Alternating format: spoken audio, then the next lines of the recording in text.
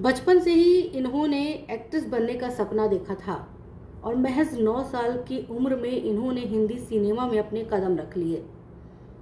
जब जवान हुई तो खूबसूरत इतनी कि हर कोई इनका दीवाना हो गया। इनकी खूबसूरती के कई किस्से हैं। सर से लेकर पांव तक खूबसूरती की मिसाल थी। हॉलीवुड तक से इनको ऑफर आ चुके थे। आज भी जब जिक्र होता है खूबसूरती का तो इनका नाम सबसे ऊपर आता है। मधुबाला सिनेमा की दुनिया की वो बेहद हसीन अदाकारा रहीं जिन्हें देखकर लोगों के होश उड़ जाते थे। आज भी उनकी खूबसूरती की मिसाल दी जाती है। खुश शम्मी कपूर उनकी खूबसूरती देखकर होश खो बैठे थे। मधुबाला को इंडियन मर्लिन मोनरो भी कहा जाता है। मर्लिन अमेरिका की बेहद खूबसूरत एक्ट्रेस रही हैं, जिन्हें दुनिया की सबसे खूबसूरत एक्ट्रेस के तौर पर भी जाना जाता है। मधुबाला भी तकरीबन उसी दौर की रही हैं। उस दौर में मधुबाला की खूबसूरती देख लाइट्समैन भी गिर जाते थे।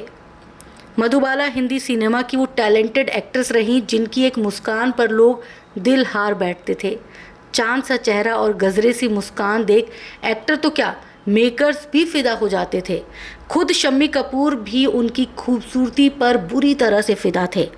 शम्मी कपूर दिलीप कुमार, किशोर कुमार और राज कपूर जैसे कई दिग्गज अभिनेता रहे जिनके साथ मधुबाला ने काम किया। जब जब मधुबाला पर्दे पर आती थी तो थिएटर तालियों की गड़गड़ाहट से गूंज उठते थे। ये टैलेंट उस दौर की एक्ट्रेस सिर्फ मधुबाला में ही था। शम्मी कपूर के साथ भी उन्होंने काम किया। शम्मी कपूर उस दौर के वो स्टार थे जो स्क्रीन पर आते ही फैंस का दिल जीत लेते थे। हर एक्ट्रेस उस दौर में शम्मी कपूर के साथ काम करने के लिए बेताब रहती थी।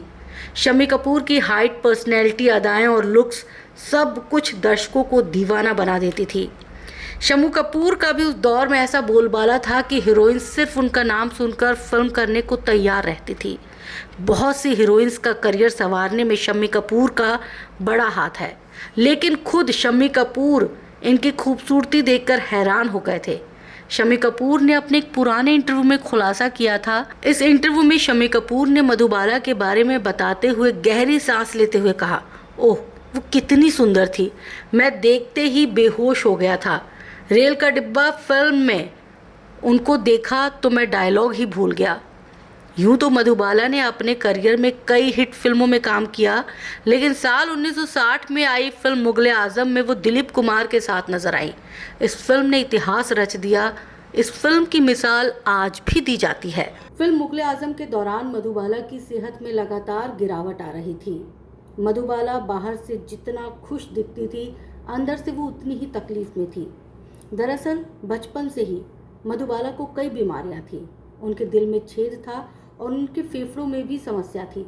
दिनों दिन ये बीमारियां बढ़ती जा रही थी और आखिरकार मधुबाला, जो कि खूबसूरती की मिसाल हुआ करती थी, 9 सालों तक बिस्तर पर उन्होंने अपने दिन काटे और इसके बाद 36 साल की उम्र में मधुबाला ने इस दुनिया को अलविदा कह दिया।